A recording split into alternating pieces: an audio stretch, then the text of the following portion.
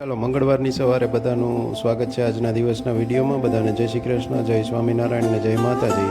Market યાર્ડના સામેથી આપણા દિવસની શરૂઆત થાય છે, કારણ કે વેદુ ને એના મમ્મી જે સુરત ગયા હતા એને લેવા માટે અહીંયા ઊભા રહી ગયા છીએ.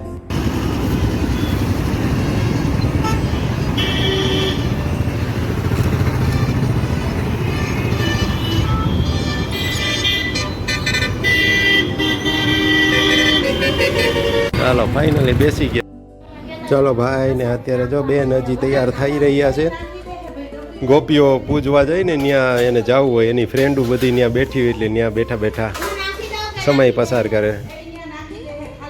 એટલે એને પાછી જીદ હાલતી હોય બહાર ઓલે પૂજવાની બધી વસ્તુ લઈ જાઓ કે નહીં એમ એ બધી ભેગો. આ ગોપો તો ફ્રી જ હોય પૂજવા જવામાં.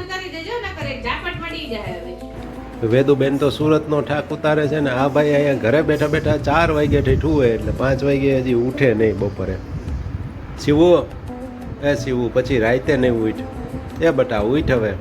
જો બા માંડવી પાક બનાવે. હાલો હાલો શિવું, બા માંડવી પાક બનાવે. હાલ તાર ખાવો છે? જો હાલ હાલ જલ્દી. કેવો મસ્ત માંડવી પાક બનાવે છે જો. હાલો માંડવીના દાણા મીંડા છે શેકવા. હંસાબેન કાલે 11 છે એ નિમિત્તે આજે માંડવી પાક બનાવી રહ્યા છે પ્રસાદમાં લઈ જવા. પરસોત્તમ પૂજવા જાય ને, મહિનો ગોવર્ધન પૂજવા જાય ને ત્યાં માંડવી પાક પ્રસાદીનો લઈ જવાનો હોય એટલે. વેદુબેન કામે લાગી ગયા હો, સુરતથી આવ્યા ને પછી. વાહ ભાઈ વાહ. કાલના દિવસે ટાઈમ જ નહોતો મળ્યો. આવ્યા પછી કાંઈ વિડીયો શૂટિંગ કરવાનું, અને એની પાછળ ભેગો ભેગો આ ભાઈ પણ સાફ સફાઈમાં મદદ કરાવે છે. ચાલો તો એકાદશીના દિવસે બધાનું સ્વાગત છે. બધાને જય શ્રી કૃષ્ણ, જય સ્વામિનારાયણ ને જય માતાજી. આજના દિવસના વિડીયોમાં આપણે આગળ કન્ટિન્યુ કરીએ. એ પહેલાં અમારા ઘરની બાજુમાં જ ગોવર્ધન પૂજા જે કરે છે પરસોત્તમ માસ નિમિત્તે, અને જે બધી લેડીઝ એનું પૂજા ને એ બધું જે કરતા હોય એનું થોડી ઘણી ક્લિપિંગ્સ આજે વેદુને એ ગઈ હતી મારા મમ્મી સાથે, તો એ જે ઉતારેલી છે તો એ તમારી સાથે શેર કરું છું. તો એ પણ એક જોઈ લ્યો, પછી આગળ આપણે કન્ટિન્યુ કરીએ.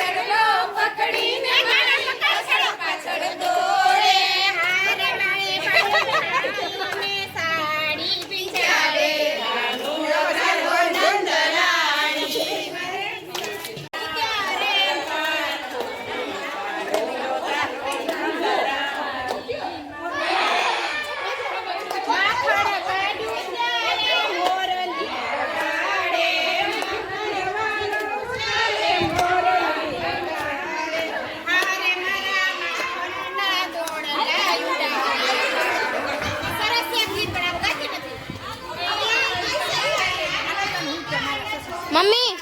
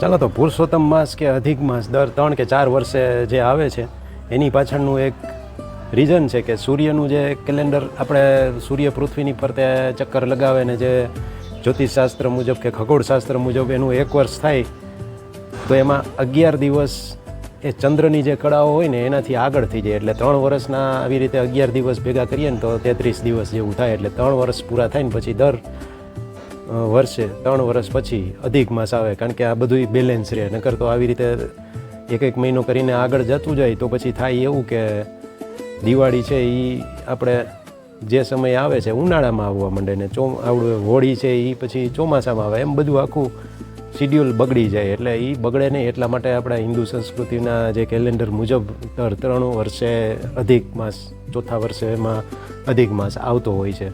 તો આ એનું બેલેન્સ કરવા માટેનું ઘણા અને શુભ માનીને બધાય આવી રીતનું દાન પુણ્ય ને વ્રત ને ભગવાનની બધી ક્રિયાઓ સાથે જોડી લે છે ને ઘણાય પછી એમ પણ માને કે આમાં માંગલિક અવસરો લગ્ન હોય કે એવું હોય તો એ ન કરાય. હવે એટલે આ રીતનું છે, બધાની અલગ અલગ માન્યતાઓ હોય છે. હકીકતમાં જે આપણા બધા તહેવારો બધી જે સિઝન છે એ પ્રમાણે જળવાઈ રહે એના માટે બેલેન્સ રહે. સૂર્યની કળા અને ચંદ્રની કળા આપણે જેમ શુદ્ધ પખવાડિયા અને વધ પખવાડિયા એ બધું બેલેન્સ કરવા માટે થઈને આ 3 વર્ષે આવે. એટલે એની પાછળનું આ મહાત્મ્ય છે.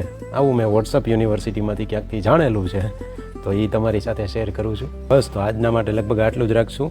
વ્યસ્ત રહો, મસ્ત રહો અને સાથે તંદુરસ્ત રહો. ફરી પાછા મળશું નવા વિડીયોમાં. જો કંઈ નવું બતાવવા જેવું કે કાંઈ આમાં એડ કરીને તમારી સાથે શેર કરવા જેવું હોય છે તો કરી દેશું, નહીં તો મળીએ પાછા નવા વિડીયોમાં.